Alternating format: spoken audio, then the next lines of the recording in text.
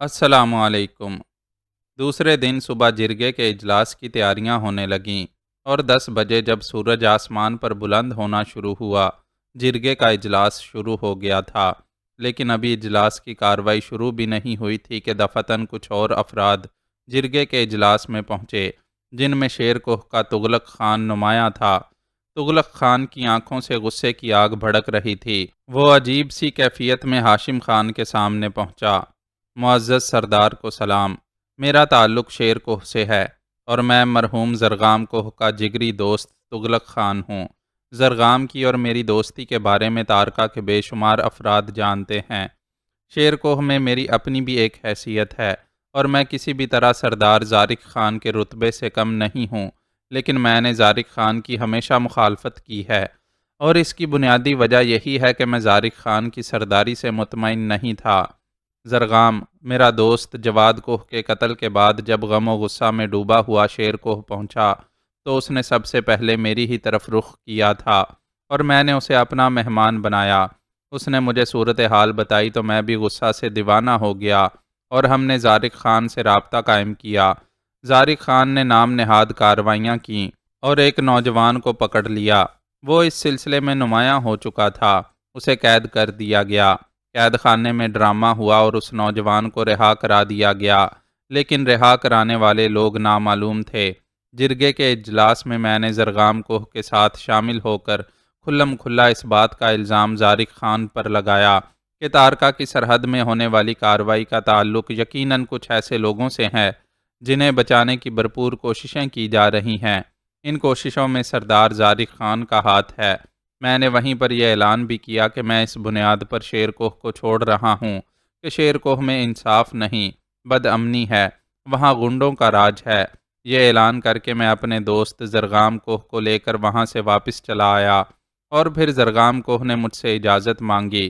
پھر دوسرے دن میں نے اسے وہاں سے روانہ کر دیا۔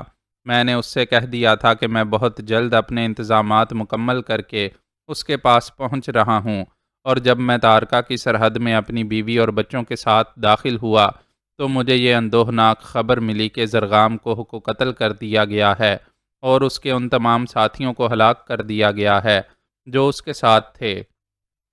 معزز سردار، اس خبر نے مجھے برداشت کی آخری حدود پھلانگنے پر مجبور کر دیا ہے۔ میں اس وقت کچھ حقائق کا انکشاف کرنے کے لیے یہاں آیا ہوں۔ تغلق خان کی آواز شدت غم سے لرز رہی تھی، اس کے چہرے پر بے پناہ جوش تھا۔ یہ جرگہ اس لیے یہاں جمع ہوا تھا کہ زرغام کوہ کے قتل کے سلسلے میں شیر کوہ کے ساتھ گفتگو کرنے کے لیے کسی وفد کی ترتیب دے۔ اب صورتحال تغلق خان کے آنے کے بعد ایک دم تبدیل ہو گئی تھی۔ ہاشم خان نے آگے بڑھ کر تغلق خان کا ہاتھ پکڑتے ہوئے کہا، تم کسی تعارف کے محتاج نہیں ہو تغلق خان۔ زرغام ہی کے ذریعے مجھے تمہارے بارے میں بہت کچھ معلومات حاصل ہیں۔ ہاں، میں جانتا ہوں کہ زرغام تمہیں ایک قابل اعتماد دوست سمجھتا تھا۔ چونکہ زرغام کوہ میرا دوست تھا، اس لیے میں تمہیں بھی وہی درجہ دیتا ہوں۔ آؤ میرے برابر بیٹھو، حقائق سے سب کو آگاہ کرو۔ یہاں تمہیں کھلی آزادی ہے۔ یوں نہ سمجھو کہ تم شیر کوہ سے آنے والے ہو، بلکہ یوں تصور کرو کہ زرغام کے نام کے ساتھ اب تم سے ہماری عقیدت اور وابستہ ہو گئی ہے، اور ہم تمہیں خلوص دل کے ساتھ تارکا میں خوش آمدید کہتے ہیں۔ تمہارے اہل خاندان کہاں ہیں؟ زرغام کوہ کے گھر۔ سیدھے مجھے وہیں پہنچنا تھا، لیکن وہاں پہنچ کر مجھے یہ روح فرسا خبر ملی کہ رات کو زرغام اور اس کے ساتھیوں کی لاشیں تارکا پہنچائی گئی ہیں۔ تغلق خان نے جواب دیا، ہاں، میرے دوست کے جسم میں لاتعداد گولیاں پیوست تھیں اور اس کا بدن گھوڑے کی پشت کے ساتھ بندھا ہوا تھا۔ اس بے عزتی کو کبھی نہیں بھول سکوں گا تغلق خان۔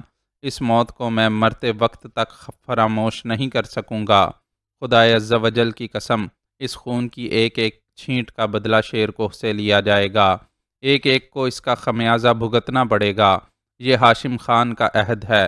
بزرگوں نے مجھے مجبور کیا کہ پہلے میں شیر کوہ کے لوگوں سے زرغام کے قتل کی جواب طلبی کروں، اور اگر سردار زارق خان ہمیں مطمئن نہ کر پائے تو اس کے بعد شیر کوہ کی اینٹ سے اینٹ بجا دی جائے، اور اسی لیے جرگے کا یہ اجلاس طلب کیا گیا تھا۔ ہمیں حقیقت حال سے آگاہ کرو تغلق خان، تاکہ اس وقت تارکا کے تمام معزز اور دلیر یہ بات جان لیں کہ شیر کوہ میں میرے دوست زرغام کے ساتھ کیا سلوک ہوا۔ تغلق خان نے آنکھیں صاف کیں اور بھرائی ہوئی آواز میں بولا، تارکا کے معزز لوگو، میں شیر کوہ کا باشندہ ہوں، لیکن دوستی کے رشتے بہت لمبے اور مضبوط ہوتے ہیں، اور اس وقت میرا دل خون کے آنسو رو رہا ہے۔ کاش میں اپنے دوست زرغام کو تنہا واپس نہ آنے دیتا۔ کاش میرے ذہن کے کسی گوشے میں یہ بات آ جاتی کہ بد باطن سردار زارق خان شیر کوہ کے نام کو ایک بدنما داغ لگانے جا رہا ہے، اور عقب سے میرے دوست پر حملہ کرے گا اور اسے ہلاک کر دے گا۔ سنو تارکا کے لوگو، میرا ذہن بہت دور تک جا رہا ہے۔ یہ حقیقت ہے کہ زارق خان کے دل کی بات میں نہیں جانتا۔ مجھے نہیں معلوم کہ اس کے دل میں تارکا کے خلاف سازش کرنے کا خیال کیوں پیدا ہوا۔ میں نہیں جانتا کہ وہ کون سے جذبے ہیں جو اس کے سینے میں متلاطم ہیں۔ میں اس بارے میں کچھ نہیں جانتا۔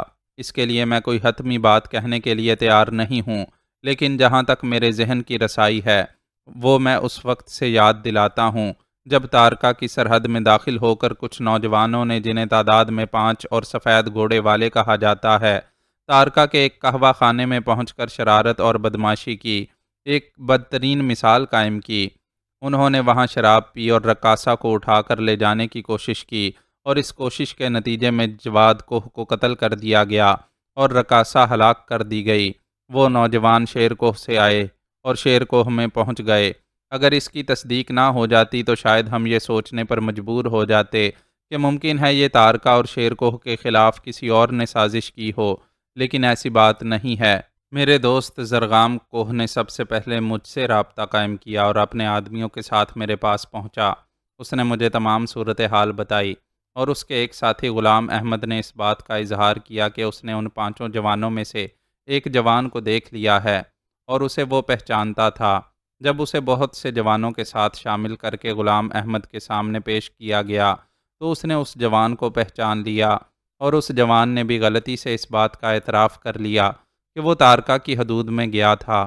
زارق خان نے دنیا کو دکھانے کے لیے اس جوان کو گرفتار کر کے قید خانے میں پہنچا دیا، اور پھر وہاں سے 4 محافظوں کو ہلاک کر کے رہا بھی کرا لیا۔ اس کے بعد سے اس نوجوان کا شیر کوہ میں کوئی پتہ نہیں۔ جرگے میں زارق خان نے کچھ اعلانات کیے۔ زرغام نے ان کی مخالفت کی اور طے یہی کیا گیا کہ اب ہاشم خان کے سامنے یہ مسئلہ پیش کیا جائے تاکہ وہی اس سلسلے میں کوئی مناسب فیصلہ کر سکے۔ زارق خان کا لہجہ اور اس کا انداز بتاتا ہے کہ وہ تارکا کے خلاف دل میں کینہ رکھتا ہے اور اس سے قوت آزمائی کرنا چاہتا ہے۔ یہ اتفاق ہے کہ میں اپنے دوست کے ساتھ نہیں آ سکا، بلکہ کچھ وقت کے بعد میں نے وہاں سے کوچ کا ارادہ کیا۔ کاش میں اس کے ساتھ ہی آ جاتا۔ بہرطور میں یہ کہنا چاہتا ہوں کہ اگر اب کوئی وفد شیر کوہ جائے گا تو اسے اس میں کوئی کامیابی حاصل نہیں ہو سکے گی، بلکہ ہم یہ خطرہ مول نہیں لے سکتے کہ چند افراد کو شیر کوہ کے بھیڑیا صفت سردار کے سامنے بھیج دیں اور ان کی لاشیں بھی تارکا پہنچ جائیں۔ شیر کوہ کو بدترین سزا دینی چاہیے۔ ہاشم خان، میں تم سے مطالبہ کرتا ہوں کہ میرے دوست اور اس کے بیٹے کے قتل کا بدلہ لینے کے لیے شیر کوہ کو خاک اور خون میں نہلا دیا جائے۔ وہ لوگ اسی قابل ہیں۔ تغلق خان کی تقریر بڑی جذباتی تھی، اور حقائق کو جس انداز سے پیش کیا گیا تھا، اسے سن کر تارکا کے لوگوں کے ذہنوں میں چنگاریاں بھر گئی تھیں۔ خود ہاشم خان بس بزرگوں کے کہنے سے خاموش تھا، ورنہ اس کے دل میں بھی انتقام کی آگ شدت سے بھڑک رہی تھی۔ تغلق خان کے خاموش ہو جانے کے بعد اس نے غرائے ہوئے لہجے میں کہا، تارکا امن و آشتی کا حامی ہے، لیکن ہماری روایت ہے کہ جب کوئی ہماری طرف بری نگاہ سے دیکھتا ہے تو ہم اس وقت تک سکون سے نہیں بیٹھتے جب تک کہ اس کی آنکھیں نہ پھوڑ دیں۔ شیر کوہ کو اگر اپنی طاقت پر مان ہے تو تارکا بھی قوت میں اس سے کم نہیں ہے، بلکہ زیادہ ہی ہے۔ چنانچہ اب مجبوری ہے کہ ہم شیر کوہ کو سزا دیے بغیر باز نہیں رہ سکتے۔ میں اعلان کرتا ہوں کہ 3 دن کے اندر اندر جنگی تیاریاں مکمل کر لی جائیں، اور چوتھے دن ہم شیر کوہ کی جانب کوچ کر دیں گے۔ یہ میرا آخری فیصلہ ہے، اور اس میں کسی لچک یا کسی مشورے کی گنجائش نہیں ہے۔ بزرگوں کے چہروں پر اب بھی تشویش تھی۔ پہاڑوں کے رہنے والے اکثر کبھی کبھی آپس میں بھڑ جایا کرتے تھے، لیکن اس کے نتائج بہتر نہیں ہوتے تھے۔ بے شمار لہو رنگ داستانیں بکھر جاتی تھیں۔ بعد میں کف افسوس ملنے کے علاوہ اور کچھ ہاتھ نہیں آتا تھا۔ انسان کے خون سے پیاس بجھاتا تھا، اور اس کے بعد جب حواس جاگتے تھے تو پچھتاوے کے سوا کچھ ہاتھ نہیں آتا تھا، لیکن جوش انتقام اور قوت کا اظہار انسانی فطرت میں شامل ہے، اور اب تو یہ بات پایہ تکمیل کو پہنچ گئی تھی کہ ہاشم خان قوت آزمائی سے باز نہیں آئے گا۔ اس نے فیصلہ کن لہجے میں کہا تھا کہ اب مشورے کی گنجائش نہیں ہے، اس لیے اب بزرگ کچھ نہیں کر سکتے تھے، چنانچہ تیاریاں شروع ہو گئیں۔ دوسری طرف شیر کوہ کے حالات مسلسل خراب تھے۔ ایک شدید بحران پورے قبیلے میں پھیلا ہوا تھا۔ طغرل خان اپنا شاندار کارنامہ انجام دینے کے بعد واپس پہنچ گیا تھا۔ اسے راول خان کی پوری حمایت حاصل تھی، لیکن اس سلسلے میں صرف راول خان ہی کا نام نہیں لیا جا سکتا تھا۔ اس تمام کارروائی کی روح رواں جوزفائن تھی۔ اس عورت کے ذہن میں در حقیقت شدید انتقام کے جذبے موجود تھے۔ خانم جیسی شخصیت کو اس نے ہلاک کروا دیا تھا۔ راول خان کا یہ جرم ناقابل معافی تھا۔ کبھی کبھی اس کے ضمیر کی چبھن اسے بے چین کر دیتی تھی، اور وہ سوچتا تھا کہ اس سلسلے میں اس نے اس قدر شدت پسند ہو کر اچھا نہیں کیا، لیکن جوزفائن کے سامنے وہ بھیگی بلی بن جاتا تھا۔ اس کے ذہن پر پوری طرح جوزفائن کا تسلط تھا۔ سردار زارق سے اس کی کوئی ملاقات نہیں ہوئی تھی۔ زرغام کوہ کے قتل کی اطلاع ابھی تک شیر کوہ کے لوگوں کو نہیں ہوئی تھی، اور اس سلسلے میں انہیں کچھ معلوم نہیں تھا، اور نہ ہی انہیں یہ پتہ چل سکا تھا کہ ہاشم خان نے شیر کوہ کے خلاف لشکر کشی کا فیصلہ کر لیا ہے۔ بہرطور حالات بڑے سنسنی خیز چل رہے تھے۔ اس بات کی توقع شیر کوہ کے زیرک لوگوں کو تھی کہ ہاشم خان کی طرف سے کوئی نہ کوئی کارروائی ضرور ہوگی۔ زرغام کوہ جو کچھ کہہ کر گیا تھا وہ بے معنی نہیں تھا، اور یہ بات سبھی اچھی طرح جانتے تھے کہ زرغام کوہ ہاشم خان کا دوست بھی ہے، اور پھر ہاشم خان خود بھی انتقامی فطرت رکھتا ہے۔ اس لیے شیر کوہ کی سرحدوں پر محافظوں کی تعداد بڑھا دی گئی تھی۔ راول خان تغلق خان سے گفتگو کرنے کے بعد تغلق خان کی طرف سے بھی فکر مند تھا۔ دوسرے ہی دن اسے اطلاع مل گئی کہ تغلق خان اپنے اہل خاندان کے ساتھ ہجرت کر کے تارکا کے لیے چل پڑا ہے۔ اس نے اس بات کا تذکرہ جوزفائن سے کیا تو جوزفائن پرخیال انداز میں گردن ہلانے لگی۔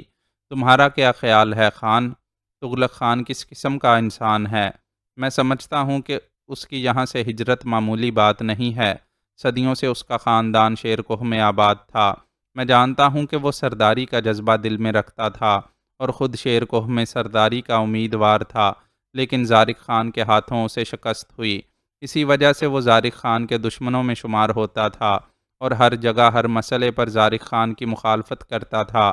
زرغام کوہ تو اس کا دوست تھا، لیکن اس سے قبل بھی تغلق خان زارق خان کی ہمیشہ مخالفت کرتا چلا آیا تھا، اور یہ تو اس کے لیے بہترین موقع ہے۔ وہ یقیناً تارکا جا کر آگ لگا دے گا، اور اس آگ کے نتیجے میں کچھ نہ کچھ ضرور ہوگا جوزفائن۔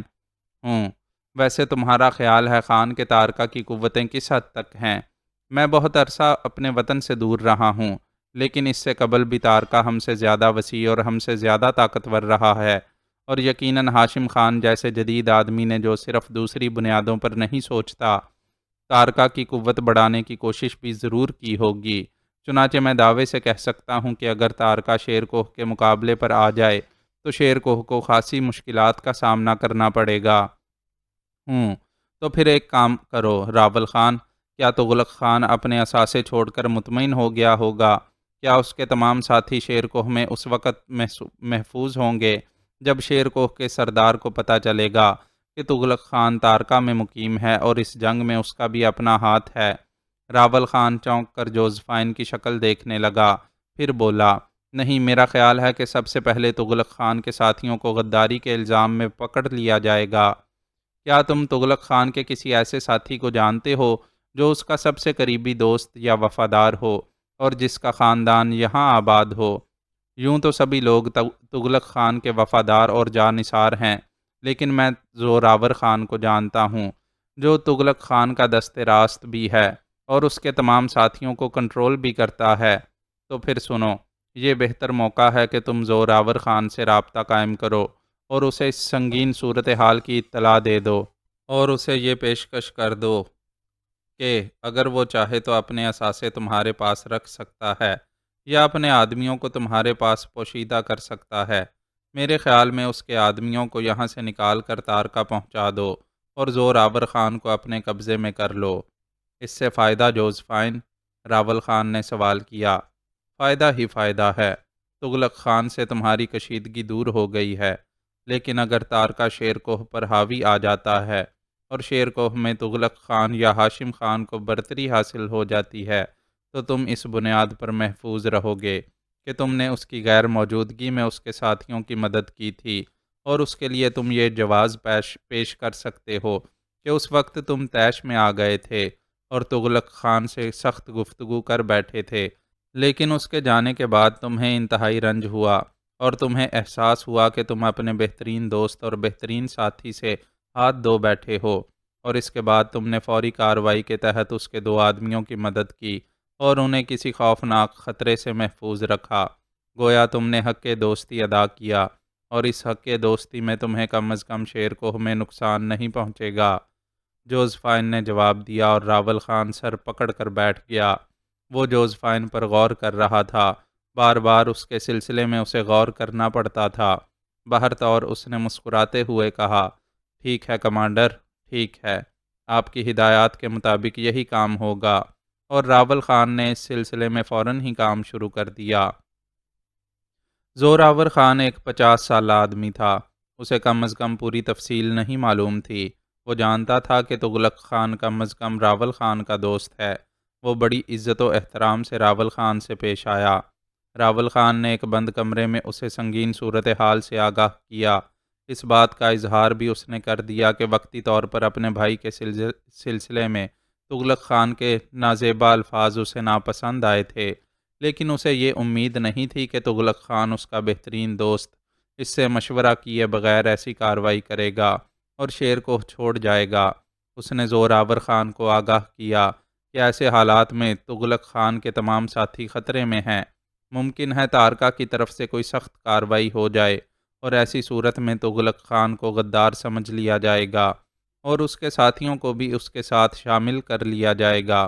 چنانچہ بہتر یہ ہے زوراور خان کہ تم فوری طور پر تغلق خان کے ان آدمیوں کو لے کر کسی ایسے مقام پر پہنچا دو جو زارق خان کی نگاہوں میں نہ آ سکے۔ اس کے لیے میں تمہیں یہ پیشکش کر سکتا ہوں کہ میری زمینوں پر ایسی جگہ موجود ہے جہاں انہیں آرام کرنے کا موقع دیا جا سکتا ہے اور وہ لوگ وہاں محفوظ رہ سکیں گے، لیکن یہ اس وقت ہوگا جب تارکا کی طرف سے کوئی کارروائی ہو اور زارق خان کسی کے خلاف کوئی سخت قدم اٹھانے کی کوشش کرے۔ میں تمہیں ان تمام جگہوں سے آگاہ کر دوں گا جہاں تم اپنے آدمیوں کو محفوظ طریقے سے چھپا سکتے ہو۔ یہ حالات پر منحصر ہے، لیکن تمہیں محتاط رہنا چاہیے۔ زوراور خان نے راول خان سے پورا اتفاق کیا تھا، اور اس کے بعد راول خان اپنی دوسری کارروائیوں میں مصروف ہو گیا۔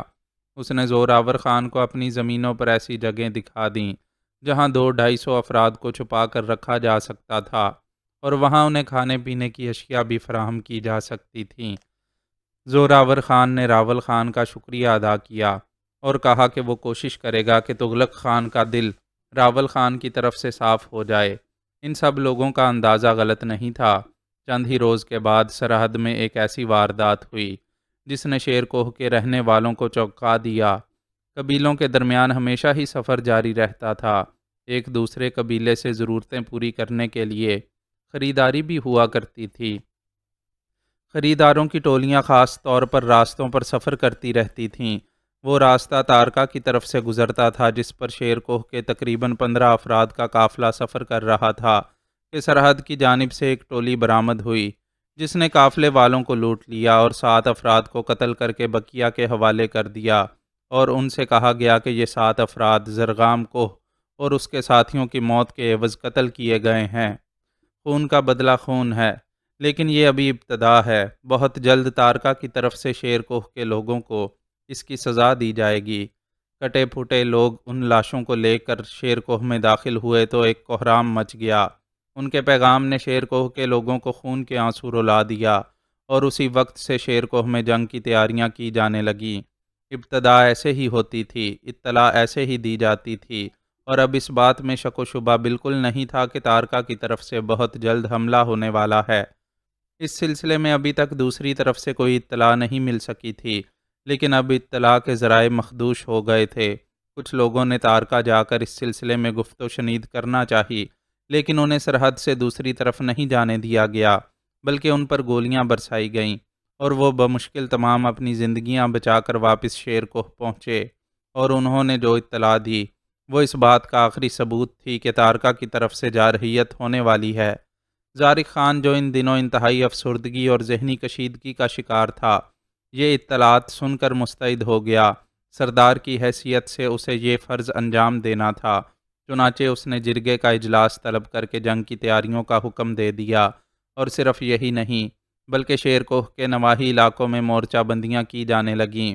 شیر کوہ کا کاروبار وقتی طور پر بند ہو گیا اور غلے کا ذخیرہ کیا جانے لگا، اور ہر شخص کو مطلع کر دیا گیا کہ وہ خوراک کا انتظام کرنے کے بعد جنگ کے لیے تیار ہو جائے۔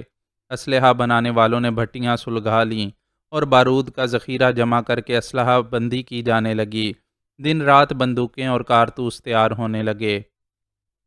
تباہ کاری کا تمام سامان برق رفتاری سے تیار کیا جا رہا تھا اور پھر ان مورچوں کو سپلائی کیا جا رہا تھا جو تارکا سے آنے والے راستوں کی نگرانی کر رہے تھے۔ زارق خان ایک امن پسند اور صلح جو انسان تھا، لیکن جن حالات میں شیر کوہ پر جنگ مسلط کی گئی وہ اس کے بس سے باہر تھے۔ فی الحال اسے تمام باتوں کو ترک کر کے تارکا سے آنے والوں کا استقبال کرنا تھا۔ شیر کوہ کی برتری برقرار رکھنے کی ذمہ داری زارق خان پر ہی عائد ہوتی تھی، چنانچہ اس نے افسردگی کا خول اتار کر پھینک دیا اور جسم پر ہتھیار سجا کر شیر کوہ کی سرحدوں کی نگرانی کرنے لگا۔ شیر کوہ 3 اطراف سے تارکا کی زد میں تھا، بس اس کا ایک حصہ ایک انتہائی گہری گھاٹی کی وجہ سے محفوظ تھا جسے عبور کر کے شیر کوہ کی طرف آنا ناممکن تھا، لیکن 3 اطراف سے شیر کوہ کی حفاظت لازمی تھی۔ چنانچہ سردار زارق کا اب یہی کام ہوتا تھا کہ 3 اطراف کی سرحد کو مضبوط سے مضبوط کرنے میں لگا رہتا تھا۔ ریت کے انبار جمع کر کے ٹیلے بنا دیے گئے تھے اور ان ٹیلوں کے پیچھے بندوقچی پوشیدہ کر دیے گئے تھے جن کے پاس ہلکے دستی بم، مشین گنیں اور رائفلیں موجود تھیں۔ اس سے زیادہ اسلحہ ان لوگوں کے پاس ممکن نہیں تھا۔ تارکا والے بھی اسلحہ بنانے میں اپنا جواب نہیں رکھتے تھے، وہاں بھی شاندار اسلحہ موجود تھا۔ ادھر بھی اندر مختلف شعبوں کی نگرانی کی جا رہی تھی۔ تغلق خان کے بارے میں اب یہ بات منظر عام پر آ چکی تھی کہ وہ فرار ہو کر تارکا پہنچ گیا ہے۔ سردار زارق کو لوگوں کی زبانی یہ سن کر حیرت ہوئی تھی کہ زرغام کوہ کو قتل کر دیا گیا ہے، اور اس کے جواب میں انہوں نے 7 افراد کو قتل کر دیا ہے۔ یہ حقیقت بھی تھی کہ زرغام کے ساتھ 6 ہی افراد آئے تھے۔ اس سلسلے میں ہی تغلق خان سے رابطہ قائم کیا گیا تھا اور تب ہی یہ انکشاف ہو سکا تھا کہ تغلق خان قبیلہ چھوڑ کر بھاگ گیا ہے، اور اس کے بعد زوراور خان ہی کی باری تھی۔ جب شیر کوہ کے محافظ دستے زوراور خان کے گھر پہنچے تو پتہ چلا کہ زوراور خان کا مکان خالی ہے۔ اس کے بعد تغلق خان کے تمام آدمیوں کو تلاش کیا گیا، لیکن ان میں سے کوئی بھی ہاتھ نہیں لگ سکا تھا۔ راول خان نے اپنے پروگرام کے مطابق ان لوگوں کو پناہ دے دی تھی۔ ایک سمت راول خان نے یہ اقدام کیا تھا تو دوسری سمت اپنے طور پر بھی اس کا مظاہرہ کرنا تھا کہ وہ شیر کوہ میں صرف ایک تماشائی کی حیثیت نہیں رکھتا۔ اس نے اپنی خدمات زارق خان کو پیش کی تھیں اور زارق خان نے عجیب سی نگاہوں سے اسے دیکھا تھا، لیکن اس وقت بھائی کو کچھ کہنا اس کے لیے مناسب نہیں تھا۔ چنانچہ اس نے یہی جواب دیا کہ شیر کوہ کے رہنے والے ہر فرد کی ذمہ داری یہ ہے کہ وہ تارکا کے حملے کو ناکام بنائے۔ اگر تم اپنا کردار ادا کرنا چاہتے ہو راول خان تو ضرور کرنا چاہیے، اجازت کی کوئی ضرورت نہیں رہتی۔ ٹھیک ہے، اب دیکھیں گے سردار زارق خان کہ راول خان تارکا کو اس جارحیت کا جواب دینے کے لیے اپنی بدیسی صلاحیت کس طرح استعمال کرتا ہے۔ راول خان اس وقت بھی زارق خان پر چوٹ کر گیا تھا، لیکن اسے اس چوٹ کا بھرم بھی برقرار رکھنا تھا، چنانچہ اس کی سرگرمی قابل دید تھی۔ سرحد پر مورچہ بندی کے دوران اس نے ایسی ترکیبیں بتائی تھیں کہ لوگوں نے انہیں قبول کیا تھا اور اس بات کا اعتراف بھی کیا تھا کہ راول خان بہترین جنگی صلاحیت بھی رکھتا ہے۔ اچانک ہی اس طرح راول خان کی مقبولیت میں اضافہ ہونے لگا، اور یہ بھی جوزفائن ہی کی ہدایت تھی۔ خود جوزفائن بھی ان مورچوں پر جا جا کر تیاریاں دیکھتی تھی۔ دل سے یہ لوگ اس بات کا فیصلہ کر چکے تھے کہ جس طرح بھی ہو سکے شیر کوہ کو اس وقت فتح دلائی جائے، کیونکہ اسی میں ان کا مستقبل بھی پنہاں تھا۔ جوزفائن کی سیاست عجب رنگ سے چل رہی تھی۔ در حقیقت راول خان کیا کوئی بھی اس کی اصلیت کو نہیں سمجھ سکتا تھا کہ اس کے ذہن میں کیا ہے۔ ایک طرف اس نے جنگ کی آگ بھڑکائی تھی اور دوسری طرف تارکا کو شکست دینے کے لیے اپنی بہترین صلاحیتوں سے کام لے رہی تھی۔ اس میں کوئی شک نہیں کہ جس طرح انہوں نے کارروائی کی تھی وہ قابل حیرت تھی۔ دستی بموں کو استعمال کرنے کے لیے راول خان کی ہدایت پر منجنیقیں بنائی تھیں جو دور دور تک دستی بموں کو پھینک سکتی تھیں، جبکہ انسانی ہاتھ اتنی دور تک نہیں پھینک سکتے تھے۔ منجنیقوں میں پتھر کی جگہ دستی بموں کا استعمال قبیلے کے لیے پہلا تجربہ تھا۔ اس کا عملی تجربہ کرنے کے بعد وہ لوگ مطمئن ہو گئے تھے کہ کم از کم وہ ان منجنیقوں کی مدد سے دستی بم پھینک کر دشمن کو اتنے فاصلے پر روک سکتے ہیں کہ بندوقوں کی گولیوں کی رینج سے دور رہ سکیں۔ بہرطور یہ تمام کارروائی تارکا کے خلاف کی جا رہی تھی، اور ادھر تارکا والے مناسب وقت کا انتظار کر رہے تھے، اور یہ مناسب وقت ان کے خیال میں قریب آ گیا، اور تارکا کے اسلحہ بند جوانوں کی ٹولیاں شیر کوہ کی تینوں سمت چل پڑیں، اور پھر انہوں نے سرحد عبور کر لی۔ تغرل خان اپنے ساتھیوں کے ہمراہ خود بھی مورچوں کا جائزہ لے رہا تھا۔ نوجوانی کی عمر تھی اور جوش سینے میں موجود تھا۔ خون بہانا بچپن ہی سے اس کی فطرت تھی، لیکن اس فطرت کی پابندی اچانک ہی ختم ہو رہی تھی۔ اس سے قبل اسے خون بہانے کے اتنے مواقع میسر نہیں تھے، اور اب جب کہ سرکاری طور پر یہ جو کچھ ہو رہا تھا تو وہ کیوں پیچھے رہتا؟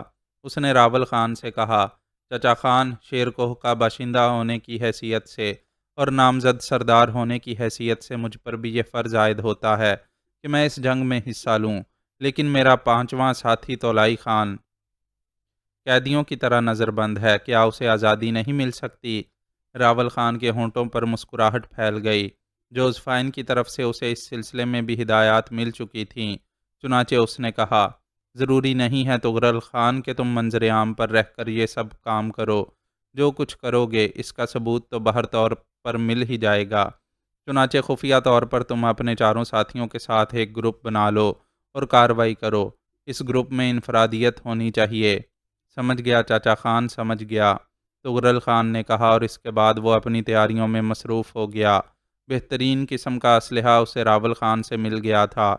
شیر کوہ میں اسلحہ کی کوئی کمی نہیں تھی، چنانچہ اس نے اپنے ساتھیوں کے ساتھ مل کر منصوبہ بندی شروع کر دی، اور اس کے لیے پہلی میٹنگ اسی تاریخ کو تہہ خانے میں ہوئی جو پرانے محل کے نیچے بنا ہوا تھا۔ تولائی خان، شیرم، جابر خان، فرزان اور تغرل خان پانچوں تہہ خانے میں سر جوڑ کر بیٹھ گئے۔ روایتی جنگ تو اس وقت شیر کوہ کا ہر شخص کرے گا۔ ہمیں اس جنگ میں کوئی ایسا کارنامہ دکھانا چاہیے جو ہمیں منفرد کر دے، اور اگر ہماری کوششوں سے اس جنگ میں فتح حاصل ہوئی تو پھر سردار زارق خان کو بھی یہ حق نہیں رہے گا کہ وہ تولائی خان کو سزا دے۔ میں یہی چاہتا ہوں دوستو کہ ہم لوگ کوئی منفرد اور انوکھا کارنامہ انجام دیں۔ تم لوگ اپنی اپنی تجاویز مجھے پیش کرو۔ ہمیں جنگی تجربہ نہیں ہے تغرل خان، لیکن تارکا کی طرف سے پیش قدمی تین اطراف سے متوقع ہے، دائیں بائیں اور سامنے۔ ہمارے عقب میں وہ گہری گھاٹی ہے جسے ناقابل عبور سمجھا جاتا ہے۔ اس طرف سے شیر کوہ بالکل محفوظ ہے، لیکن یہ گھاٹی ہمارے لیے کارآمد ہو سکتی ہے۔ جابر خان نے کہا، خوب، مگر کیسے؟ تغرل خان نے سوال کیا۔ ہم پانچوں کو یہ گھاٹی عبور کر کے دوسری سمت پہنچ جانا چاہیے۔ بہتر یہ ہے کہ ان لوگوں کے شیر کوہ کی سرحد کے قریب پہنچنے سے پہلے ہم یہ گھاٹی عبور کر لیں اور اپنی مخصوص جگہ پہنچ جائیں۔ ہمارے پاس اتنا اسلحہ ہونا چاہیے کہ ہم اسے بآسانی استعمال کر سکیں۔ اس کے علاوہ اگر مزید اسلحہ کی ضرورت بھی پیش آئی تو ہم یہ گھاٹی عبور کر کے واپس شیر کوہ نہیں آئیں گے، بلکہ اپنے لیے یہ اسلحہ انہی لوگوں سے چھین لیں گے۔ اس کام میں مشکلات ضرور ہیں، لیکن اگر ہم اس میں کامیاب ہو گئے تو یوں سمجھ لو کہ شیر کوہ میں ہماری حیثیت نہایت مستحکم ہو جائے گی۔ خوب، بہت خوب، اس میں کوئی شک نہیں ہے کہ یہ تجویز بے نظیر ہے۔ تو پھر بس ہمیں اسلحہ کے انبار کے ساتھ جنگ شروع ہونے سے پہلے یہ گھاٹی عبور کر کے دوسری سمت پہنچ جانا چاہیے۔ وہاں ہم جنگلوں میں بآسانی پوشیدہ رہ سکتے ہیں۔ تمہاری تجویز انتہائی شاندار ہے، میں اس کی تائید کرتا ہوں۔ یہ بات ان لوگوں کے درمیان طے ہو گئی۔ راول خان کو صحیح صورتحال تو نہیں بتائی تھی، بس اس سے یہی کہا تھا کہ اسے بہترین اسلحہ درکار ہے، اور راول خان کے لیے اس میں کیا مشکل ہو سکتی تھی۔ چنانچہ تغرل کی خواہش کے مطابق اسے اسلحہ فراہم کر دیا گیا۔ استبل سے وہ پانچوں سفید گھوڑے کھولے گئے جو اس سلسلے میں تاریخی حیثیت رکھتے تھے، اور پھر ایک ایک کر کے انہیں شیر کوہ کے عقب میں پہنچا دیا گیا۔ کھانے پینے کے سامان، اسلحہ کے انبار اور دوسری اشیاء سے لدے ہوئے گھوڑے اپنے سواروں کا انتظار کر رہے تھے، اور سب سے پہلے گھوڑے پر سوار ہونے والا تغرل خان تھا، اور اس کے بعد اس کے چاروں ساتھی چند ہی لمحات کے بعد وہ رات کی تاریکی میں خوفناک گھاٹی عبور کرنے جا رہے تھے، جسے ناقابل عبور تصور کیا جاتا تھا۔ گھاٹی کی ڈھلان انتہائی خوفناک تھی، اور اسے عبور کرنا معمولی بات نہیں تھی، لیکن جو 5 افراد گھوڑوں پر سوار تھے وہ شیطانی قوت اور شیطانی ذہنوں کے مالک تھے، اور آدھی رات کے قریب انہوں نے یہ ڈھلان عبور کر لیے اور گہرائیوں میں پہنچ گئے۔ یہاں پہنچنے کے بعد انہوں نے اوپر جانے کے راستے تلاش کر لیے، حالانکہ رات کی تاریکی میں یہ ممکن نہیں تھا، اور اس کے بعد پانچوں سوار گھاٹی کی بلندیاں عبور کرنے لگے۔ یہ انتہائی مشکل کام تھا، لیکن ان پانچوں کی ہمت قابل داد تھی کہ انتہائی خطرناک اور خوفناک راستوں پر اپنے گھوڑوں کو چلا رہے تھے۔ ہر پتھر پھسل کر یہ اعلان کرتا تھا کہ آگے بڑھنے والا قدم موت کی طرف جاتا ہے، لیکن وہ موت کی آنکھوں میں آنکھیں ڈالے ہوئے اپنا راستہ طے کرتے رہے، اور اس وقت سورج آسمان کی بلندیوں پر جگمگا رہا تھا جب ان کے گھوڑے گھاٹی عبور کر چکے تھے، اور وہ ایک مستحق جگہ پر پہنچ گئے تھے جس کے دوسری طرف گھنا جنگل پھیلا ہوا تھا۔ تغلق خان اپنی وحشیانہ فطرت اور شیر کوہ سے واقفیت کی بنا پر ہاشم خان کا دست راست بن گیا تھا۔ خود بھی باصلاحیت آدمی تھا اور جنگی کارروائیوں سے بخوبی واقف تھا، چنانچہ ہاشم خان اب اسے بہت زیادہ اہمیت دیتا تھا، اور شیر کوہ پر حملے کی شکل میں اس کے مشورے شامل حال رہتے تھے۔ تغلق خان نے شیر کوہ کی ساری جغرافیائی کیفیت بتا دی تھی، اور بڑے غور و خوض کے بعد حملے کا منصوبہ مرتب کیا گیا تھا۔ طے یہ کیا گیا تھا کہ تارکا کے جوان مسلح ہو کر 3 سمتوں سے شیر کوہ کی جانب بڑھ گئے تھے۔ چوتھی سمت نہ شیر کوہ والوں کے لیے قابل استعمال ہے اور نہ ہی حملہ کرنے والوں کے کام آ سکتی ہے، وہ خطرناک جگہ ہے۔ اس سلسلے میں تغلق خان نے نہایت ذہانت سے کام لے کر وہ جگہ منتخب کی تھی جہاں حملے کے بعد پہلی پوزیشن، دوسری اور پھر تیسری پوزیشن لینی تھی۔ اس نے ان پہاڑوں، ٹیلوں اور چھوٹے بڑے مورچوں کی نشاندہی کر دی جن کی آڑ لے کر آگے بڑھا جا سکتا تھا۔ ہاشم خان کو تغلق خان سے بہت مدد ملی تھی، اور پھر سب سے اہم کام بھی تغلق خان نے کیا تھا، وہ ایک انتہائی عجیب جنگی چال تھی۔ اس نے اس قسم کی گاڑیاں بنوائی تھیں جو متحرک مورچوں کا کام دے سکتی تھیں۔ یہ چیز کم از کم قبیلوں کی جنگ میں اس سے قبل کبھی استعمال نہیں ہوئی تھی۔ یہ بڑی بڑی چوبی گاڑیاں 3 پہیوں پر مشتمل تھیں، اور ان کے اوپر چکنی مٹی کے وزنی انبار لگا دیے گئے تھے۔ گاڑی کی آڑ میں کم از کم 4 جوان پوشیدہ ہو سکتے تھے، اور مٹی کا یہ تودا اتنا بلند تھا کہ اس کی آڑ میں وہ آسانی سے اپنا کام کر سکتے تھے۔ ان متحرک مورچوں میں رائفلوں کی نالیں نکالنے کے لیے سوراخ بنائے گئے تھے جو اس قسم کے تھے کہ ان سے بس دوسری جانب دیکھا جا سکے اور فائر کیا جا سکے۔ ہر گاڑی میں پانی کا ذخیرہ رکھا گیا تھا جس سے تھوڑے تھوڑے وقفے کے بعد اس مٹی کو نرم کیا جا سکتا تھا، اور اس کا تجربہ تغلق خان نے خود کر کے دکھایا تھا۔ دوسری طرف سے چلائی جانے والی گولی اس نرم مٹی میں گھس کر دھنس جاتی تھی، جبکہ اس کے عقب سے کی جانے والی کارروائی انتہائی مؤثر ہوتی تھی۔ تغلق خان نے کہا، اس طرح ہم مورچوں کی آڑ میں رہ کر آگے بڑھ سکیں گے، اور جہاں ہمیں ٹیلوں اور خندقوں کی پناہ حاصل نہ ہو وہاں یہ متحرک مورچے ہمارے لیے انتہائی کارآمد ہو سکتے ہیں۔ آن کی آن میں ان مورچوں کی تیاری کا حکم دے دیا گیا، اور انہیں سرحد عبور کر کے دوسری طرف لے جانے کے لیے بھی طریقہ کار متعین کر لیا گیا۔ 4 جوانوں کی ٹولی ان مورچوں کے عقب میں چل سکتی تھی اور اپنا کام کر سکتی تھی۔ ان کے سپرد یہ ذمہ داری تھی کہ منظم طریقے سے آگے بڑھیں اور انہی کی آڑ میں رہ کر کام جاری رکھیں۔ حملے کی تیاریوں کے دوران وہ کارروائی بھی کی گئی جس کی بنیاد پر شیر کوہ کے رہنے والوں کو علم ہو گیا کہ تارکا پر حملہ ہونے والا ہے، یعنی 7 آدمیوں کا قتل۔ اور جب ساری تیاریاں مکمل ہو گئیں تو ہاشم خان نے اپنی طوفانی دستے کو سرحد پار کرنے کا حکم دے دیا، اور یہ طوفانی دستے راتوں رات سرحد عبور کر کے شیر کوہ میں داخل ہو گئے۔ جاسوسی کا نظام معطل تھا کیونکہ شیر کوہ والے بھی غافل نہیں تھے، چنانچہ شیر کوہ کے لوگوں کی تیاریوں کی کوئی اطلاع نہیں مل سکی تھی۔ تغلق خان کو اپنے آدمیوں کی طرف سے تشویش تھی، لیکن ایسے موقع پر انہیں داؤ پر لگانے کے علاوہ اور کچھ نہیں کیا جا سکتا تھا، چنانچہ اب اس نے ان کا خیال دل سے نکال دیا تھا اور خود بھی ہاشم خان کے ساتھ شیر کوہ پر حملہ کرنے کے لیے چل پڑا تھا۔ اب اسے ذہنی طور پر تارکا ہی کا باشندہ تسلیم کر لیا گیا تھا اور تمام مراد دے دی گئی تھیں۔ تارکا کے جوان شیر کوہ کی جانب بڑھ گئے تھے۔ پہلی پوزیشن پر مورچہ بندی کر لی گئی اور دور دور تک شیر کوہ کے جوانوں کو تلاش کرنے کی کوشش کی گئی، لیکن تاحد نگاہ شیر کوہ کا کوئی باشندہ نظر نہ آیا، نہ ہی یہاں پہنچنے میں سرحدوں پر کوئی مزاحمت کی گئی۔ ہاشم خان کو توقع یہی تھی کہ شیر کوہ کی سرحد عبور کرتے ہوئے تصادم ہو جائے گا۔ اس سلسلے میں اس نے تغلق خان سے مشورہ کیا تو وہ کہنے لگا، ہر چند کے زارق خان جنگجو آدمی نہیں ہے، لیکن بہرطور اور قبیلے میں اس کے ایسے مشیر ضرور ہیں جو اسے جنگی مشورے دے سکتے ہیں۔ چنانچہ ناممکن ہے کہ جذباتی طور پر شیر کوہ کی سرحدوں کی مدافعت کی پہلی منزل نہ بنائی گئی ہو۔ ہم اپنے دوسرے مرحلے کے لیے کوچ کل صبح کو کریں گے۔ اس دوران میں میرا خیال ہے کہ چند مخبروں کو گھوڑوں پر سوار کر کے آگے دوسرے مرحلے تک دوڑا دیا جائے۔ ان کی ایک خاص ترتیب کر دی جائے تاکہ اگر آگے والوں کو نقصان پہنچے تو پیچھے والے واپس پلٹ کر ہمیں اطلاع دے سکیں۔ ہاشم خان نے تغلق خان کی بات سے اتفاق کیا اور 30 جوانوں کا ایک دستہ 3 کی ٹولیوں میں مرحلے وار روانہ کر دیا گیا، جس نے صبح کو آ کر اطلاع دی کہ نقشے کے دوسرے پوائنٹ تک سکوت طاری ہے اور اطراف میں ایک بھی آدمی نظر نہیں آتا۔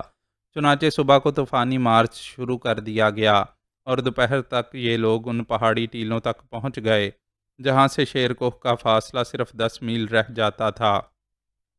یہاں بھی خاموشی اور سناٹا دیکھ کر تغلق خان کو گھٹن ہونے لگی اور وہ کسی قدر تشویش کا شکار ہو گیا۔ اس نے ہاشم خان سے کہا، سردار، یہ جنگی چال واقعی حیرت انگیز ہے اور سمجھ میں نہیں آتی۔ کیا زارق خان شیر کوہ کی سرحدوں کے بالکل نزدیک پہنچ کر ہمارا استقبال کرنا چاہتا ہے؟ یہ بات تو ناممکن ہے کہ وہ غافل ہو اور شیر کوہ ہی میں رہ کر یہ سمجھ بیٹھا ہو کہ ہم نے اس سے مذاق کیا ہے۔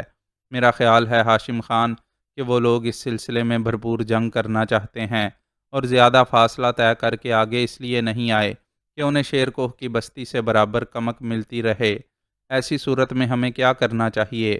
آگے بڑھیں گے اور اس پہلے مورچے پر پہنچ جائیں گے جہاں سے شیر کوہ کا فاصلہ صرف 4 میل رہ جاتا ہے۔ وہیں سے ہم اپنی کارروائی کا آغاز کریں گے اور شیر کوہ کی قوت کا مظاہرہ ہو جائے گا، لیکن یہ سفر آج مناسب نہیں ہے۔ ہم اپنے منصوبے کے مطابق آج رات کو اس پہلے مورچے کا جائزہ لیں گے۔ چنانچہ اس رات جب 30 مسلح افراد 3 کی ٹولیوں میں تیزی سے پہلے مورچے کی جانب بڑھے تو ان میں سے 2 ٹولیوں کا صفایا کر دیا گیا۔ اس پہلے مورچے پر شیر کوہ کے مسلح افراد بھی موجود تھے۔ باقی افراد بھاگ کر اپنے جوانوں کے پاس پہنچ گئے اور وہاں پہنچ کر انہوں نے اطلاع دی کہ پہلے مورچے پر شیر کوہ کے آدمی موجود ہیں۔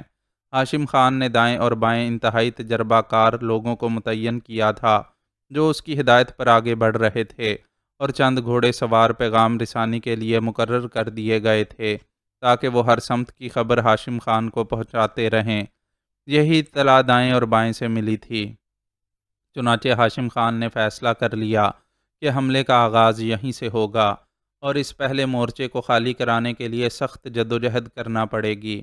اس وقت تغلق خان کی وہ کارروائی انتہائی مؤثر ثابت ہوئی تھی جو اس نے کی تھی، یعنی ٹیلوں کی آڑ سے نکل کر کھلے میدانوں میں جہاں مورچہ بندی کے مواقع نہیں تھے وہاں وہ متحرک مورچے استعمال کیے گئے اور مسلح جوان ان کی آڑ میں آگے بڑھنے لگے۔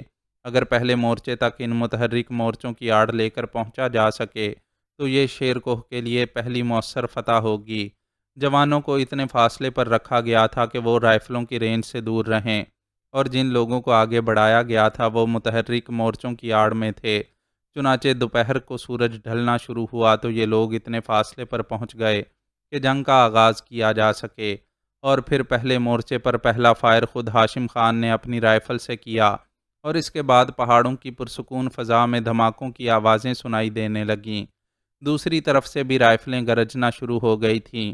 مشین گنیں، مارٹر گنیں، گولیاں اور گولے اگلنے لگی تھیں، لیکن متحرک مورچے اس وقت بہترین پناہ گاہ ثابت ہوئے تھے اور یقیناً شیر کوہ والوں کو انہیں دیکھ کر سخت حیرت اور تشویش ہوئی ہوگی، کیونکہ دوسری طرف سے چلنے والی رائفل کی گولیاں کچی مٹی کے ان ٹیلوں میں داخل ہو کر ٹھنڈی ہو جاتی تھیں، جبکہ ان کے سوراخ سے نکلی ہوئی رائفلوں کی نالیں بھرپور مار کر رہی تھیں۔ ادھر سے بھی وہ تمام ہتھیار استعمال ہو رہے تھے جو انتہائی مؤثر تھے۔ آگے بڑھنے کی رفتار مدھم پڑ گئی۔ پیچھے والے جوان دور مار رائفل استعمال کر رہے تھے اور انہوں نے بھی اپنی پوزیشن بنا رکھی تھی، لیکن اگلے مورچے انتہائی شاندار کارکردگی کا مظاہرہ کر رہے تھے اور انہوں نے دوسری طرف کی قوتوں کو مفلوج کر کے رکھ دیا تھا۔ لیکن تغلق خان راول خان کے بارے میں صحیح طور پر نہیں جانتا تھا۔ راول خان خود بھی اس وقت اگلے مورچوں پر رہنمائی کر رہا تھا اور زارق خان کے شانہ بشانہ موجود تھا۔ یہ کارروائی جو دوسری طرف سے کی جا رہی تھی زارق خان اور مورچہ پر موجود تجربہ کار لڑاکوں کے لیے بڑی تشویشناک تھی، لیکن راول خان کی ہدایات پر وہ منجنیقیں سامنے لائی گئیں جو ہلکی تھیں، جو دستی بموں کو دور تک پھینک سکتی تھیں، اور جب منجنیقوں نے پہلی کارروائی کی تو دستی بموں کی تباہی سے کچی مٹی کے ٹیلوں میں کھلبلی مچ گئی۔ عام حالات میں دستی بموں کا اتنی دور پھینکا جانا ممکن نہیں تھا، لیکن ان کی پہلی ہی بارش نے نہ صرف کچی مٹی کے عقب میں بلکہ تارکا کے وہ جوان جو ان مورچوں سے بہت پیچھے سفر کر رہے تھے وہاں تک پہنچ کر تباہی پھیلا دی۔ بے شمار مورچے ان دستی بموں سے تباہ ہو گئے اور انہیں شدید نقصان پہنچنے لگا۔ تغلق خان اور ہاشم خان سمجھ ہی نہیں پا رہے تھے کہ یہ میزائل کہاں سے آ رہے ہیں۔ دستی بم ہی تھے، لیکن انہیں اتنی دور تک پھینکنے کا تصور بھی نہیں کیا جا سکتا تھا۔ دوسری طرف کی یہ تکنیک انتہائی مؤثر ثابت ہوئی اور نتیجے کے طور پر کچی مٹی کے لاتعداد مورچے تباہ ہو گئے اور باقی مورچوں میں جو جوان چھپے ہوئے تھے وہ بری طرح مورچے چھوڑ کر بھاگ نکلے اور انہوں نے عقبی حصے میں آ کر پناہ لی۔ تارکا کے خلاف یہ کارروائی انتہائی ہولناک تھی کہ تارکا والوں کو اب تک کی تمام کامیابی سے ہاتھ دھونے پڑے اور ان کے لیے اب اس کے سوا کوئی چارہ کار نہ رہا کہ وہ اب پیچھے ہٹ آئیں۔ انہیں تقریباً 1.5 میل پیچھے ہٹنا پڑا تھا۔ ہاشم خان اور تغلق خان سناٹے میں رہ گئے تھے اور خوف و ہراس میں ڈوبے ہوئے ایک جگہ کھڑے ہو کر ان دستی بموں کی تباہی دیکھ رہے تھے جنہوں نے ان کی پیش قدمی روکنے میں مؤثر کردار ادا کیا تھا۔ ناممکن، ناقابل یقین، یہ دستی بم ہی ہیں، لیکن کتنی برق رفتاری سے سیفٹی کیچ ہٹا کر انہیں پھینکا جا رہا ہے۔ کیا ان کو پھینکنے کے لیے ہاتھوں کو استعمال کیا جا رہا ہے؟ ناممکن، غالباً ان کے لیے مشینی ذرائع استعمال کیے جا رہے ہیں۔ لیکن بہرطور ہاشم خان شیر کوہ والے بھی احمق تو نہیں ہیں۔ ہمیں اس سلسلے میں کوئی توڑ دریافت کرنا ہوگا۔ ہمارا شدید جانی نقصان ہو گیا۔ ادھر دیکھو، لاتعداد جوان خاک اور خون میں لوٹ رہے ہیں۔ یہ بہت برا ہوا، بہت ہی برا۔ اب ان مورچوں کو پیچھے ہٹنا چاہیے، ورنہ وہ لوگ دستی بم پھینک پھینک کر ان سب کو تباہ کر دیں گے۔ بہت سے جوانوں نے جان ہتھیلی پر رکھ کر ان چوبی گاڑیوں کو عقب میں کھینچا جنہیں جوان اسی جگہ چھوڑ آئے تھے، اور پھر ان کا ایک حصار سا بنا لیا گیا۔ پیش قدمی رک گئی تھی، لیکن رائفلیں اب بھی گولیاں اگل رہی تھیں۔ دوسری طرف سے دستی بموں کا استعمال ترک کر دیا گیا تھا۔ ظاہر ہے ان کی بہت بڑی مقدار شیر کوہ والوں کے پاس نہیں تھی، البتہ پیش قدمی روکنے کے لیے دستی بموں کا جو استعمال کیا گیا تھا وہ انتہائی مؤثر ثابت ہوا تھا۔ شام تک گولیاں چلتی رہیں، لیکن اب صورتحال نتیجہ خیز نہیں تھی۔ شیر کوہ کی طرف تینوں سمتوں سے پیش قدمی روک دی گئی تھی اور یہ شیر کوہ والوں کی پہلی کامیابی تھی۔ دوسرے دن صبح کو ایک بار پھر حملے کا آغاز ہوا اور اس بار مورچوں نے نہایت برق رفتاری سے آگے کا سفر طے کیا۔ پیچھے شدید پیمانے پر گولیاں چلائی جا رہی تھیں اور آج کی اس کوشش میں جذباتی عمل زیادہ تھا۔ تارکا کے جوان ہر چند کے دستی بموں سے ہلاک ہو رہے تھے، لیکن تغلق خان نے ایک اندازہ لگا لیا تھا کہ دستی بم جس رفتار سے پھینکے جاتے ہیں ان کی رینج مخصوص ہے، یعنی اگر کسی طرح اس رینج سے آگے نکل جایا جائے تو وہ مشینیں بیکار ہو جاتی ہیں جو دستی بم پھینک رہی ہیں، اور اس کے بعد اتنی گنجائش نہیں رہتی کہ ہاتھوں سے دستی بم یہ فاصلہ طے کر سکیں۔ تغلق خان کی یہ حکمت عملی بے حد کامیاب رہی۔ جو مورچے برق رفتاری سے دوسری کارروائیاں ترک کر کے مشینی ذرائع سے پھینکے جانے والے بموں کی رینج سے آگے بڑھ گئے وہ محفوظ ہو گئے۔ گویا تغلق خان کا خیال درست تھا، اور پھر جب وہ ان کی زد سے نکل کر اگلے حصوں میں پہنچ گئے انہوں نے بھرپور کارروائی شروع کر دی اور اعلیٰ پیمانے پر گولیاں برسا کر دستی بموں کا استعمال ختم کرا دیا۔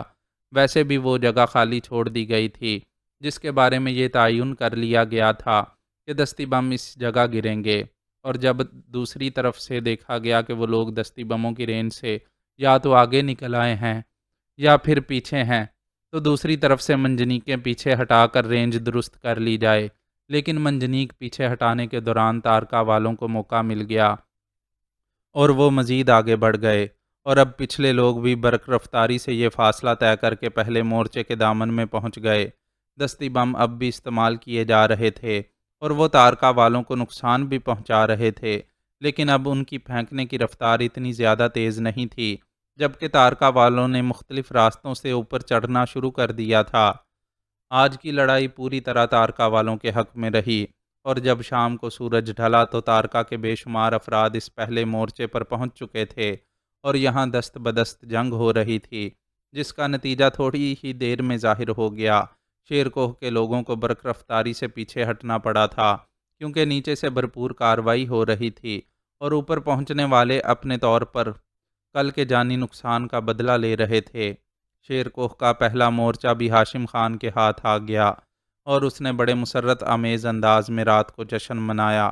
اب شیر کوہ صرف 4 میل کے فاصلے پر رہ گیا تھا، لیکن شیر کوہ کے اندر تشویش کی لہر دوڑ گئی تھی۔ شیر کوہ کے لاتعداد جوانوں نے تینوں سمت شیر کوہ کی ان سرحدوں پر جو خندقوں سے بنائی گئی تھیں پناہ لی تھی، اور یہ گویا آخری پناہ گاہ تھی۔ تارکا کی قوت کا اندازہ شیر کوہ والوں کو تھا۔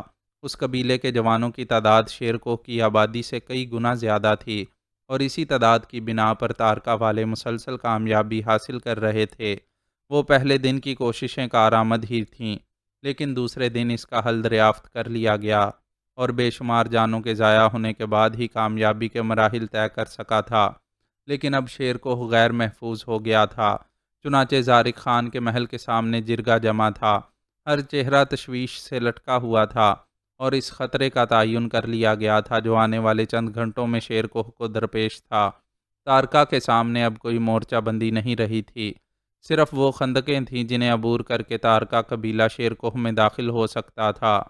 جوش دیوانگی میں بکھرا ہوا ہاشم خان شیر کوہ میں داخل ہو کر کیا تباہی مچائے گا اس کا کوئی تصور نہیں کر سکتا تھا، لیکن کیا سرائیاں کی جا رہی تھیں، اور یوں محسوس ہو رہا تھا جیسے شیر کوہ والوں کو اب فتح کی امید نہ رہی ہو۔ یقیناً تارکا والوں کے اس بھرپور حملے کے سامنے ان کے قدم نہیں جم سکے تھے۔ رات ہو چکی تھی اور رات کو جنگ بندی کر دی گئی تھی۔ پہاڑوں میں اور پہاڑوں کے اطراف میں بکھری ہوئی وادیوں میں گہرا سناٹا چھایا ہوا تھا۔ 5 سفید گھوڑے جنگل میں آہستہ قدمی سے سفر کر رہے تھے۔ ان کا رخ تارکا کے بغلی لشکر کی جانب تھا، جس کی روشنیاں دور سے دیکھی جا سکتی تھیں۔ پھر وہ لشکر سے تقریباً 200 گز کے فاصلے پر درختوں کے جھنڈ میں رک گئے اور وقت گزرنے کا انتظار کرنے لگے۔ چاند ابھر آیا، اور جب وہ اپنا سفر طے کر کے رات کی آخری منزل میں داخل ہوا تو یہ 5 گھوڑے دور دور تک پھیل گئے اور اپنے درمیان تقریباً 100 گز کا فاصلہ رکھ کر آگے بڑھنے لگے، اور تارکا کے لشکر کے عقبی حصے پر پہنچ گئے، جسے محفوظ تصور کر لیا گیا تھا اور جہاں کوئی حفاظتی کارروائی نہیں تھی۔ مشین گنوں نے اچانک گولیاں اگلنا شروع کر دیں، گھوڑوں کو عقب میں چھوڑ دیا گیا تھا اور بہترین مورچے حاصل کر لیے گئے تھے۔ مشین گنوں کی نہ رکنے والی گولیاں تارکا کے لشکر کے اس حصے میں ہولناک تباہی کا باعث بن گئی تھیں، اور صرف آدھے گھنٹے کی کوشش سے تارکا کے بے شمار نوجوان موت کی آغوش میں پہنچ گئے، جن کی لاشوں کے انبار لگ گئے۔ تارکا کے جوانوں میں افراتفری مچ گئی، اور جب وہ مسلح ہو کر عقبی حصے کی جانب بڑھے تو وہاں جنگل کے درختوں کے علاوہ کسی اور چیز کا وجود نہیں تھا۔ 5 سفید گھوڑے تو جنگل کے انتہائی حصے میں برق رفتاری سے اپنا سفر طے کر رہے تھے، اور ان کا رخ دوسرے بغلی علاقے کی طرف تھا۔ اس طرف جو نقصان پہنچ چکا تھا وہ ناقابل تلافی تھا۔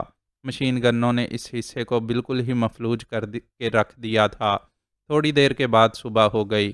کچھ جوانوں کو دوڑا دیا گیا تھا تاکہ وہ ہاشم خان کو اس شب خون کی اطلاع دے سکیں، اور ہاشم خان کو جب یہ اطلاع ملی تو وہ شدت جوش سے پاگل ہو گیا۔ اس نے صبح کی نماز کے فوراً بعد ہی ایک بار پھر حملہ کر دیا اور جنگ شروع ہو گئی۔ گولیاں طوفانی شدت سے برسنے لگیں اور دوسری طرف سے ان کا بھرپور جواب دیا جانے لگا، لیکن بغلی حصہ کمزور ہو چکا تھا، زیادہ دیر مدافعت نہ کر سکا اور اس طرف کا حصہ خالی ہونے لگا۔ جوان آگے بڑھنے سے کترا رہے تھے، چنانچہ شیر کوہ والوں کو خود آگے بڑھ کر ان کا صفایا کرنے کا موقع مل گیا، اور دن کو 8 بجے تک انہوں نے اس بغلی حصے کی بالکل صفائی کر ڈالی۔ اب صرف سامنے کے حصے میں اور دائیں سمت مقابلہ کیا جا رہا تھا، لیکن اس وقت دن کے تقریباً 9:15 بجے تھے، جب تارکا کے جوانوں کی تمام تر توجہ سامنے کی جانب تھی کہ دفتن دائیں سمت کے حصے کے عقبی جنگل سے 5 سفید گھوڑے نمودار ہوئے۔ انہوں نے مورچہ بندی کی، ان کی مشین گنوں نے عقب سے تارکا کے جوانوں کو بھوننا شروع کر دیا۔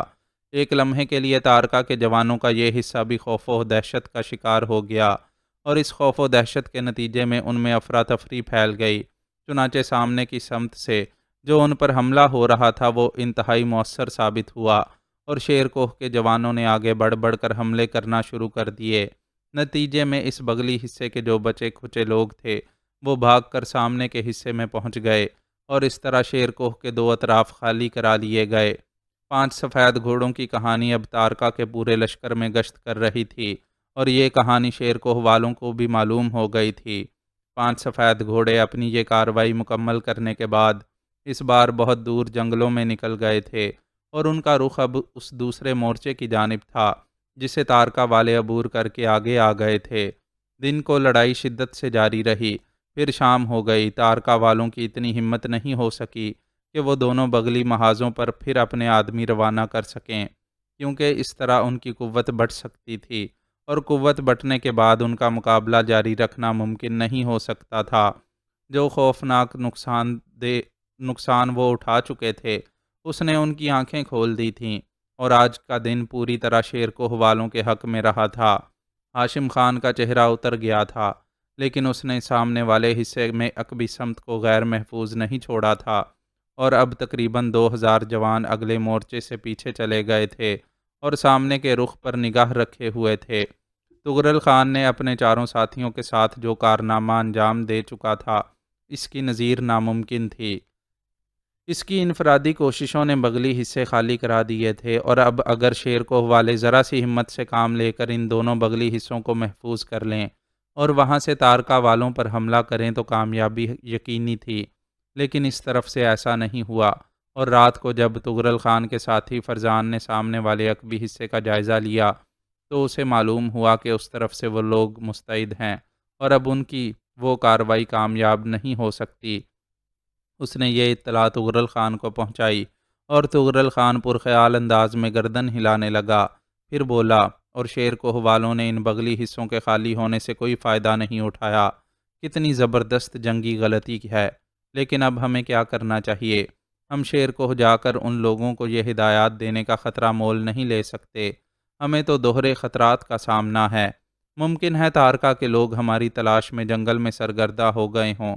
کچھ ایسی ترکیب ہونی چاہیے یا ایسی کارروائی ہونی چاہیے جو مؤثر ہو۔ اور پھر دفعتاً تغرل خان خود ہی بولا، ارے واہ، ایک بہت ہی اہم بات تو میرے ذہن سے نکل ہی گئی۔ ان لوگوں کو جنگ کرنے دیں اور ہم لوگ تارکا میں داخل ہو جائیں۔ اس وقت صورتحال مختلف ہے۔ چلو تولائی خان، چلو شیرم خان، تارکا اس وقت بے یار و مددگار پڑا ہے۔ وہاں کی حسینائیں بے یار و مددگار ہوں گی، وہاں شراب کا سمندر ٹھاٹھیں مار رہا ہے، اور ہم پیاسے ہیں۔ چلو دوستو، تارکا کی طرف چلو، تارکا ہمارے لیے خالی ہے۔ تغرل خان کی اس تجویز پر وہ سب خوشی کے مارے اچھل پڑے تھے۔ سب ہی نے اس تجویز کو پسند کیا تھا۔ چنانچہ تغرل نے اپنے گھوڑے کو ایڑ لگائی اور وہ تارکا کی جانب پلٹ پڑے۔ گھوڑے برق رفتاری سے وادیوں، گھاٹیوں اور چٹانوں کو عبور کرتے ہوئے تارکا کی سرحد کے اسی حصے کی طرف جا رہے تھے جہاں سے ایک بار پہلے بھی تغرل خان سرحد عبور کر چکا تھا۔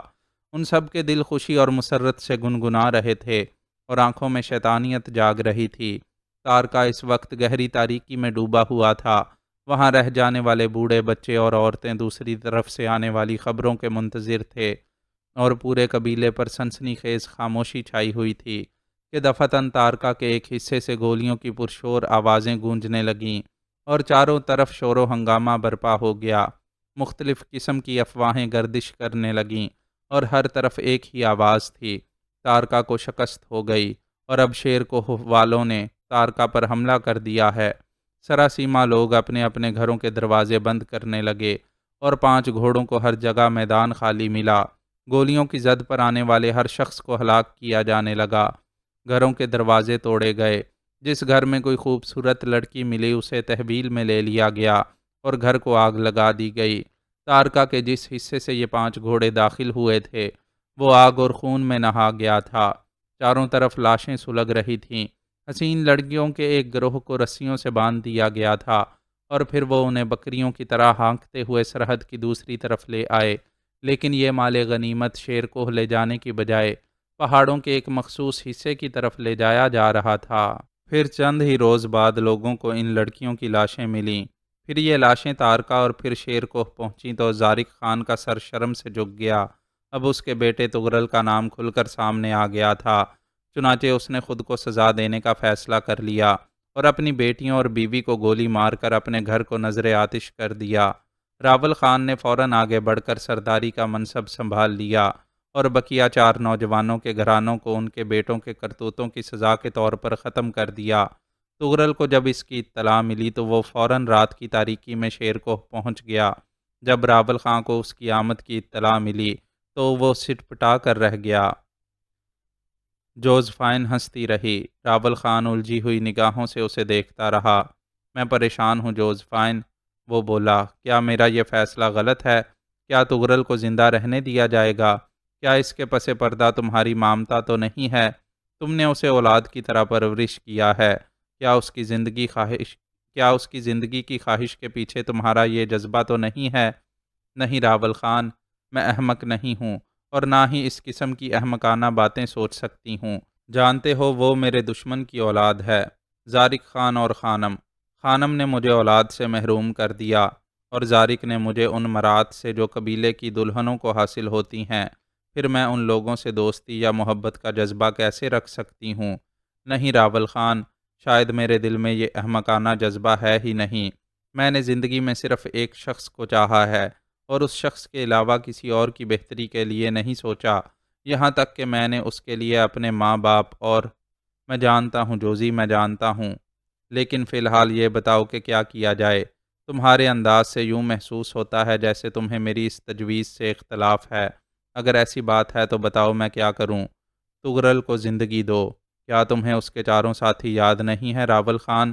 تمہیں یہ بات معلوم نہیں ہے کہ تولائی خان پر زندگی تلخ کر دی گئی تھی، اس کے جسم کو داغدار کر دیا گیا تھا اور وہ ان لوگوں کو اذیتیں دینے کے طریقے بتا رہا تھا۔ اگر تم تغرل کو تنہا گرفتار کر لیتے ہو تو بقیہ 4 نوجوان تمہاری سرداری کے لیے جہنم کا عذاب بن جائیں گے۔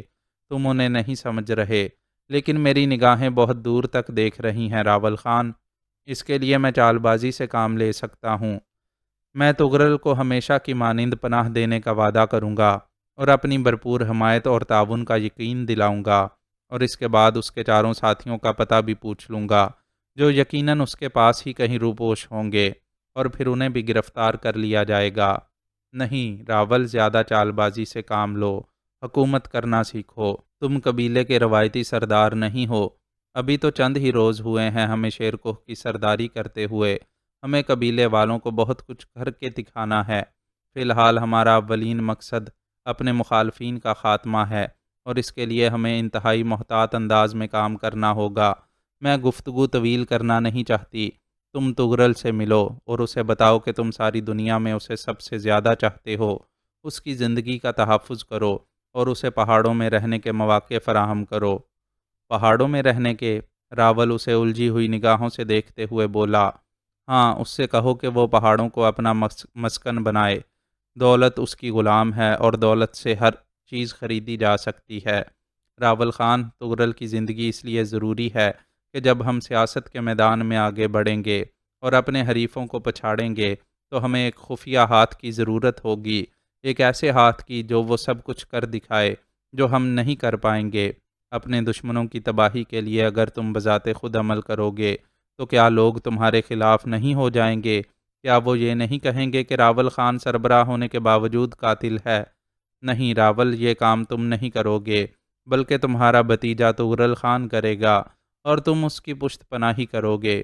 اس طرح تغرل پہاڑوں میں ایک خوفناک درندے کی حیثیت سے مشہور ہو جائے گا اور تم اسے ہر طرح کی مرات مہیا کرتے رہو گے، اسے ہر طرح کے حالات سے آگاہ کرتے رہو گے جو تمہارے لیے خطرناک ہو سکتے ہیں، اور جب تمہارے دشمن تمہارے سامنے آنے کی کوشش کریں گے تو یہ عذاب بن کر ٹوٹے بنا نہ رہ سکے گا۔ کیا وہ اپنے پیارے چچا کے تحفظ کے لیے اپنی جان کی بازی نہیں لگا دے گا؟ اور یہ دوسری بات ہے کہ کوئی دشمن اس پر حاوی ہو جائے اور اس وقت تغرل خود بخود تمہارے راستے سے ہٹ جائے گا۔ کسی بھی چیز کو ناقابل استعمال مت سمجھا کرو راول، ہر چیز کا ایک مصرف ہوتا ہے، تغرل کا بھی ایک مصرف ہے۔ اوہ، تو تمہارا مطلب ہے۔ ٹھیک ہے ٹھیک ہے، راول جوزفائن کی بات سمجھتے ہوئے اس بات میں سر ہلاتے ہوئے بولا۔ ہاں، میرا وہی مطلب ہے جو تم اب سمجھے ہو، جوزفائن مسکراتے ہوئے بولی۔ کچھ لمحے کے لیے ان کے درمیان خاموشی طاری ہو گئی۔ راول دل ہی دل میں جوزفائن کی ذہانت کی داد دینے لگا۔ اسے اپنے انتخاب پر فخر محسوس ہو رہا تھا کہ اس نے جوزفائن جیسی عورت کو اپنی زندگی کا ساتھی منتخب کیا، لیکن در حقیقت وہ اس کے سامنے احساس کمتری کا شکار بھی تھا۔ ہمیشہ کی طرح آج بھی میں تمہاری فراست کا قائل ہو گیا ہوں۔ کچھ دیر بعد وہ ایک طویل سانس لے کر جوزفائن کو محبت پاش نگاہوں سے دیکھتے ہوئے بولا، اگر قائل ہو گئے ہو تو پھر جاؤ، اب تم مجھے سبق پڑھانے کی بجائے اپنے پیارے بھتیجے سے ملو، بلکہ ٹھہرو، میں بھی تمہارے ساتھ چلتی ہوں۔ تم؟ راول خان حیرت سے بولا۔ ہاں میں، تم کہیں پر غلطی کرو گے تو میں سنبھال لوں گی، اور پھر میرا بھتیجا مجھے بھی تو تم سے کم نہیں چاہتا، جوزفائن نے مکارانہ مسکراہٹ کے ساتھ کہا، اور راول خان اسے لے جانے پر رضامند ہو گیا۔ جوزفائن نے ایک دوشالہ اوڑھا اور اس کے بعد دونوں میاں بیوی خاموشی سے باہر نکل آئے۔